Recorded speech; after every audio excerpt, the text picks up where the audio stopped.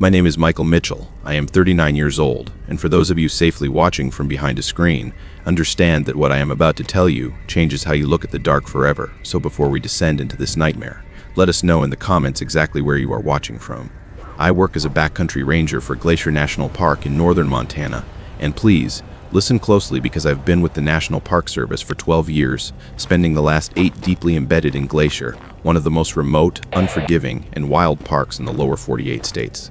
Glacier contains over 1 million acres of pristine wilderness running along the Canadian border, teeming with apex predators like grizzly bears, mountain lions, and wolves, set against some of the most rugged, bone-breaking terrain in North America. My job involves patrolling these remote trails, checking on backcountry campers, maintaining wilderness campsites, and dealing with complex wildlife situations. I carry bear spray, a radio that frequently dead zones in deep valleys, and enough hard-earned experience to handle most wilderness emergencies. But I have to tell you, nothing in my training prepared me for the horror of what happened last summer. This incident occurred during peak season when the park was overflowing with visitors from around the world, and I was assigned to patrol the northern section of the park, an area that gets significantly less traffic than popular tourist traps like going to the Sun Road, but still sees steady backcountry use from experienced hikers seeking solitude. I'd been hiking for 2 days, methodically checking campsites and trail conditions, documenting wildlife sightings, and generally ensuring everything was in order. While the weather had been absolutely perfect, clear azure skies and moderate temperatures, truly ideal conditions for backcountry travel. However, on the 3rd day, the atmosphere shifted when I came across something that immediately triggered every alarm bell in my head. I found a campsite that had been destroyed, and I mean violently torn apart in a visceral way I'd never seen before, not by weather or normal wear, but deliberately and thoroughly annihilated. The tent was shredded into ribbons of nylon. Gear was scattered over a massive 100-foot radius. Food containers had been ripped open with terrifying force and their contents scattered like confetti. My first thought, naturally, was grizzly bear, because we have healthy grizzly populations in Glacier and bear incidents happen regularly, and I've dealt with dozens of bear-related problems over my career. But as I examined the scene more carefully, applying my forensic training and experience, the pieces didn't add up to normal bear behavior because the destruction was too methodical, too purposeful. Bears tear into tents looking for food, making a messy chaos searching for calories, but this looked almost deliberate, calculated, as if something had systematically destroyed everything out of pure rage rather than hunger. The tent had been slashed in long, surgical vertical cuts, clean lines that didn't match the jagged, random tearing a bear's claws would make when they're trying to access food, and gear had been thrown significant distances, 30 or 40 feet in some cases, much farther than a bear would bother throwing something that wasn't edible. Most tellingly, and this sent a chill down my spine, there was no bear scat anywhere in the area, no claw marks on trees where a bear would have marked territory, no turned over logs or dug up ground from foraging, none of the typical signs of bear activity that I'd expect to see. The food that had been scattered wasn't even eaten, just torn open and spread around in a display of wastefulness, and a hungry bear simply doesn't waste food like that. Then there was the smell. It was wrong, not the musky, earthy odor of a bear, but something else I couldn't quite identify, something organic, pungent, and deeply unpleasant. I immediately went into search mode, strictly following park protocol for a potentially injured or endangered visitor, and I called out repeatedly, identified myself as a ranger, searched the surrounding terrain in expanding circles, and looked for any signs of where the camper might have gone. I eventually found tracks leading away from the campsite into the dense, suffocating forest. They were boot prints, clearly human, adult-sized, and running based on the depth of the toe impressions and spacing. Whoever had been camping here had fled in absolute blind panic, running fast through difficult terrain. I followed the tracks carefully, marking my trail and maintaining radio contact with the ranger station, as best I could given the spotty coverage, and the tracks led about a quarter-mile through increasingly thick timber and undergrowth before emerging into a small clearing, maybe 40 feet across. In the exact center of the clearing, chillingly, was a backpack sitting perfectly upright, carefully placed as if someone had set it down with bizarre deliberation. This immediately struck me as wrong because someone fleeing in panic doesn't stop to carefully place their backpack upright in the center of a clearing like an offering. The backpack contained identification for a male hiker from Seattle, 34 years old, an experienced outdoorsman based on his high-quality gear who had a valid backcountry permit for this area. His wallet, phone, car keys, everything was in the pack, along with his tent, or what remained of it, sleeping bag, food, water, first aid kit, all his essential gear. Why would someone fleeing danger stop to carefully pack everything, carry it a quarter mile, and then place it in a clearing only to disappear? I immediately called it in as a missing person emergency, and within hours we had a full search operation mobilized. Over the next 4 days, teams of rangers, search and rescue volunteers, tracking dogs, and even a helicopter searched extensively, covering every trail, every drainage, every possible route within a 10-mile radius. Yet we found absolutely no other trace of the hiker, no body, no additional gear, no body, no additional gear, no clothing, no signs of where he'd gone after leaving his backpack in that clearing. The boot prints that led to the clearing simply stopped there as if he'd stepped into the center and vanished into thin air. During the search, which I participated in for all 4 days, multiple team members reported unusual and unsettling experiences, hearing strange sounds from the forest that didn't match any known wildlife in our area, not bear, not elk, not mountain lion, but something else, and feeling a sensation of being intensely watched by something that stayed just out of sight. One experienced ranger, a woman who'd worked at Glacier for 15 years, said she saw something large moving through trees about 100 yards away during her search grid, describing it as too big to be a bear, moving on 2 legs in a way that didn't look human. But when she investigated, she found absolutely nothing and no tracks. The official conclusion, which went into our incident reports to satisfy the bureaucracy, was that a grizzly had destroyed the campsite and the hiker had fled in panic, gotten lost in the vast wilderness, and died from exposure or injury somewhere we hadn't searched. It was the only explanation that fit within acceptable parameters, but that conclusion didn't explain the methodical destruction, the lack of bear sign, or the careful placement of the backpack, and it definitely didn't explain what I saw 3 nights later. I was camping alone in the backcountry, several miles from the destroyed campsite as part of the ongoing search operation. My tent set up in a designated camping area I'd used many times before, when around 2000 AML, I woke suddenly from a deep sleep to sounds outside my tent, heavy footsteps, clearly audible, circling my tent slowly and deliberately. It was not the shuffling 4-footed gait of a bear, which I am intimately familiar with, but deliberate bipedal walking 2 feet, heel-toe pattern, steady rhythm, and whatever was out there was walking upright like a human, but the weight suggested something much heavier than any person could be. I stayed completely still, controlling my breathing, listening intently as the footsteps continued for maybe 10 minutes, completing several full circuits around my tent at a distance of maybe 15 or 20 feet, and then they stopped into complete silence. I waited another 15 minutes, heard nothing more, then very carefully looked outside with my flashlight, but saw nothing.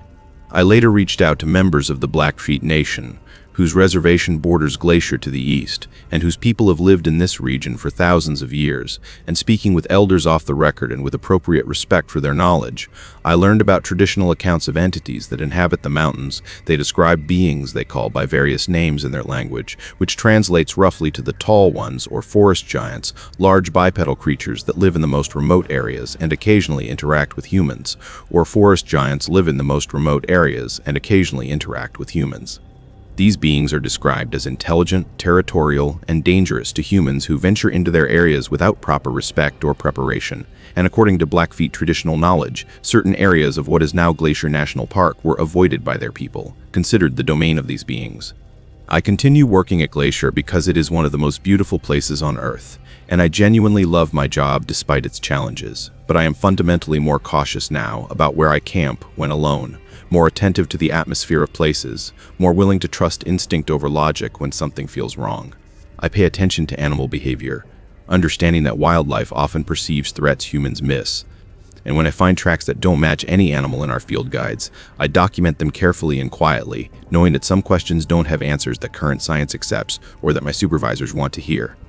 Montana's wilderness is vast beyond what most visitors comprehend, with Glacier alone containing over 1 million acres, much of it rarely visited by humans even during peak season. So the idea that large unknown animals could live in these mountains, avoiding detection by staying in the most remote areas and being mostly nocturnal, isn't unreasonable when you understand the terrain and the limited human presence. The consistency of reports over decades from credible witnesses, including experienced rangers, guides, and outdoors people who know this wilderness intimately, suggests something real is behind at least some of these encounters. Now, let's shift to a different kind of isolation. My name is James Rodriguez. I am 52 years old, and I am a commercial truck driver who regularly runs routes through Montana and Wyoming, specializing in mountain passes in challenging conditions.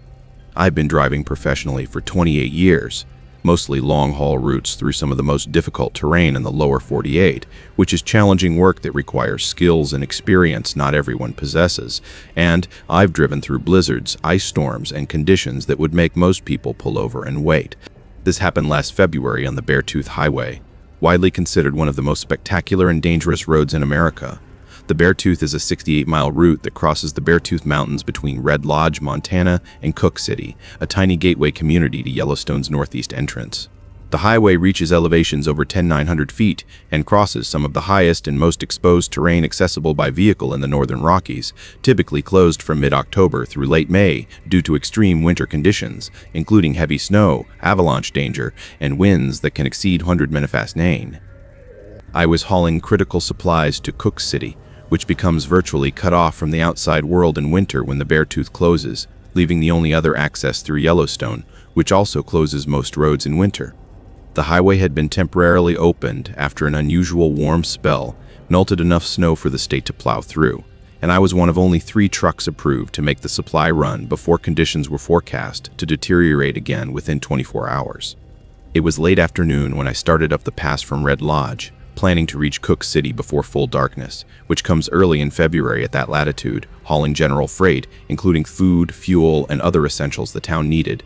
The first 20 miles were fine, honestly better than I'd expected, with the road snow-packed but well-maintained by the plows, no other traffic, and weather clear initially. My truck was handling well, and I was making good time.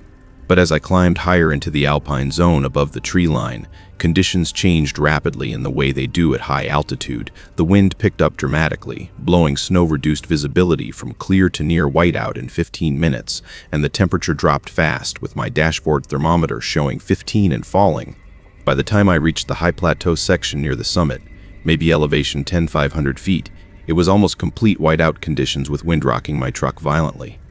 I was driving maybe 15 NPS, barely able to see the road edge markers, using every bit of my experience to stay on the pavement, when without any warning, my truck died. The engine just shut off completely. All electrical systems went dark simultaneously. The dashboard went black. I tried to restart it repeatedly, turning the key, checking connections, everything I could think of, but there was nothing, no response, dead. I was stranded at nearly 11,000 feet, elevation in a blizzard with temperatures well below zero and falling, with darkness approaching, so I immediately called dispatch on my satellite phone, which thankfully still worked.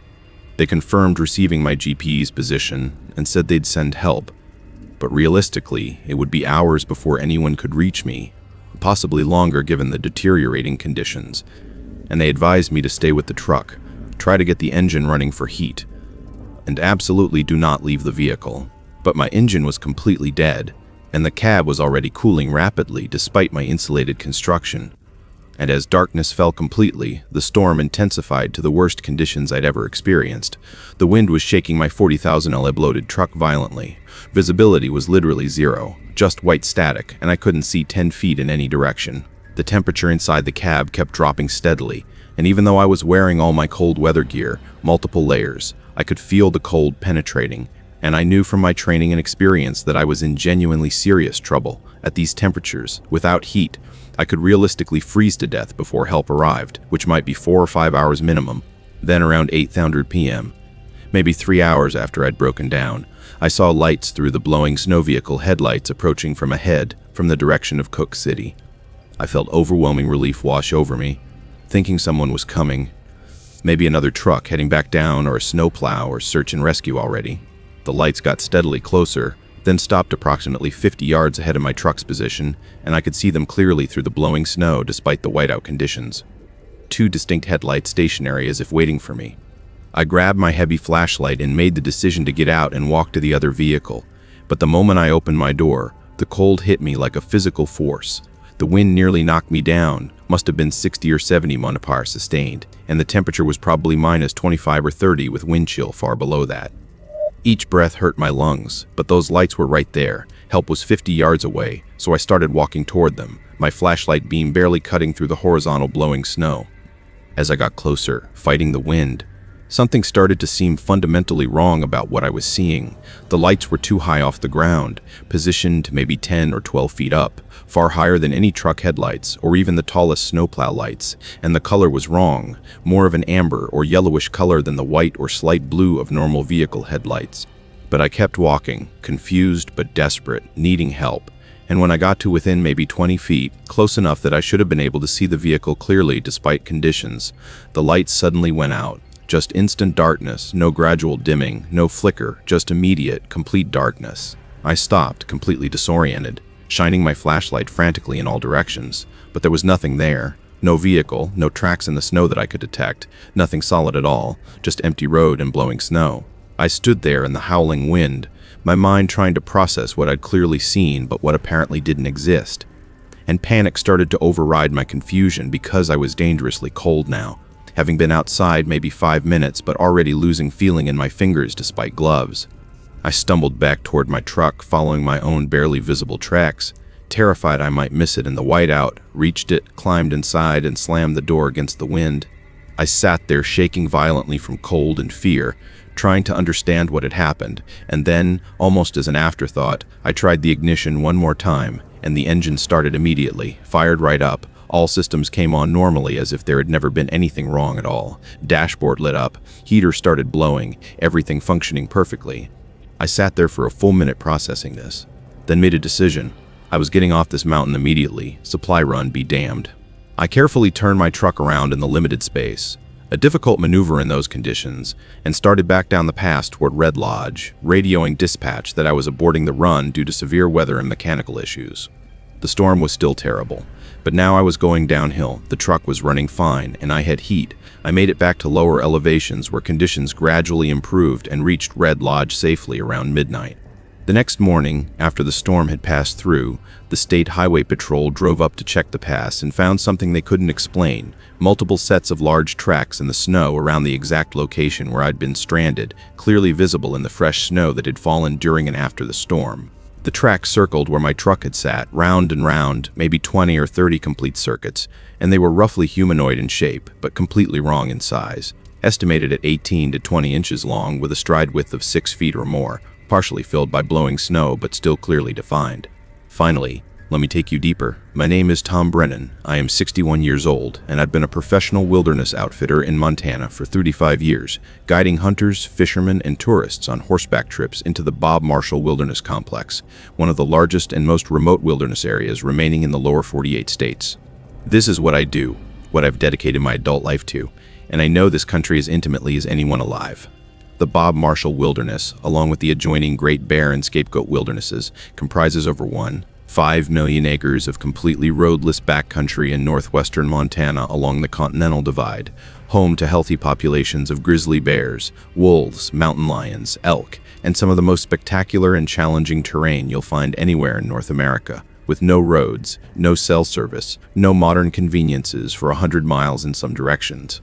I know this wilderness through decades of guiding hundreds of trips through all seasons and all conditions, and this happened 3 years ago during elk hunting season in September. I was guiding 2 hunters from Texas, both experienced outdoorsmen who'd hunted with me before, on a week-long backcountry hunt for bull elk. These were serious hunters, physically fit, competent with rifles and horses, familiar with wilderness camping.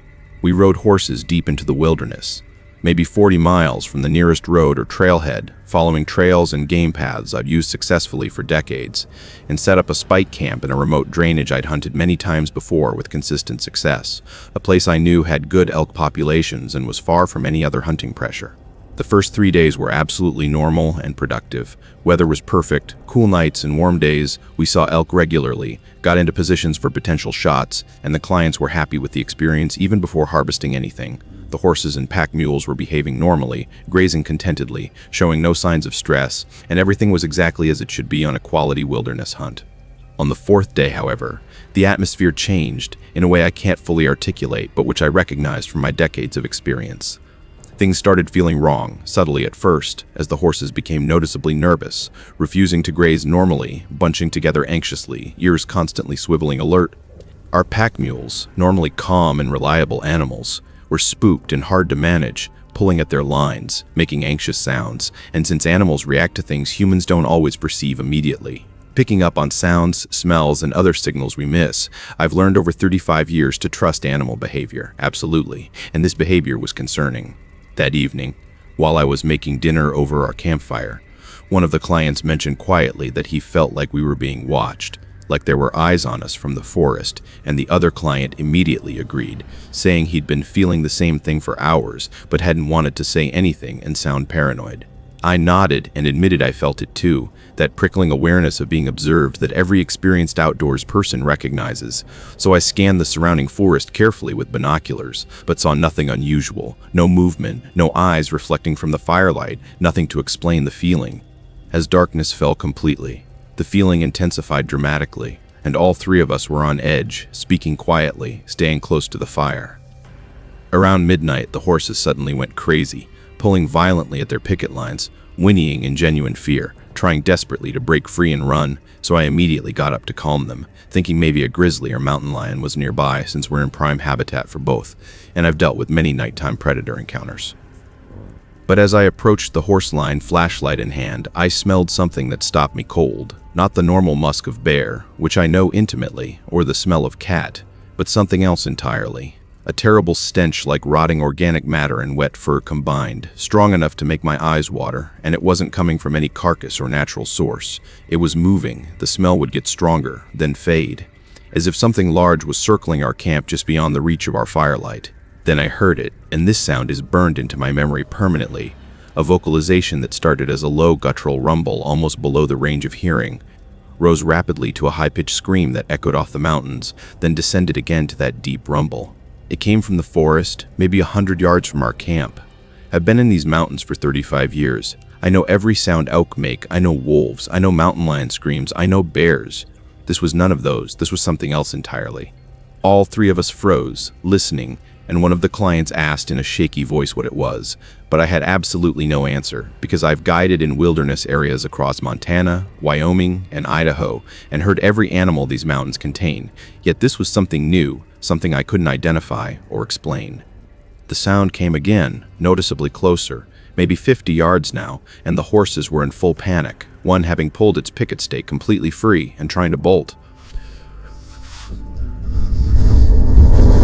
I made a decision that went against everything I normally do. We were leaving immediately, right now in the dark.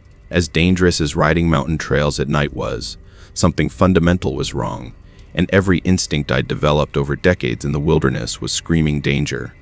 And I've learned absolutely to trust those instincts even when I don't understand them intellectually. We saddled horses in record time, working by flashlight and firelight, loaded essential gear on the mules, left everything else, and I led us out following the trail we'd come in on, navigating by moonlight and my extensive knowledge of this specific area. It was extremely risky riding narrow mountain trails with cliff exposure and darkness, but it felt far less risky than staying in that camp another minute. For the first several miles, I heard that sound repeatedly, sometimes seeming close, sometimes distant, as if something was pacing us through the forest, tracking our progress. The Blackfeet, Salish, and Kootenai peoples, who historically used this area extensively for hunting and spiritual purposes, have detailed traditional knowledge about large bipedal beings that inhabit the most remote forests, describing them using various names in their languages as intelligent, powerfully built, territorial, and potentially dangerous to humans who intrude on their areas or show disrespect. According to teachings passed down for generations, these beings should be acknowledged and respected. Certain areas should be avoided entirely, and traveling in groups rather than alone provides some protection. I continue outfitting because it is my livelihood, my passion, and what I know, but I am fundamentally more selective now about where I take clients. Especially for extended trips, I trust animal behavior more than ever before, understanding that horses and mules often perceive threats before humans do, and there are certain drainages in the Bob Marshall that I no longer use, places that feel wrong in a way I can't fully articulate, where the silence is too complete and the atmosphere is different. Montana's wilderness is vast beyond what most people can comprehend, even when shown maps, and the Bob Marshall Wilderness alone covers over 5 million acres, larger than the state of Delaware, with most of it rarely if ever visited by humans, even during peak hunting season. The terrain is ideal for something that wants to avoid human detection: endless forests providing cover, steep mountains offering observation points, abundant water and food sources, and human presence so minimal as to be statistically insignificant. So the idea that it could harbor large unknown animals that science hasn't yet documented isn't far-fetched when you understand the reality of this wilderness and how little of it we actually see or monitor.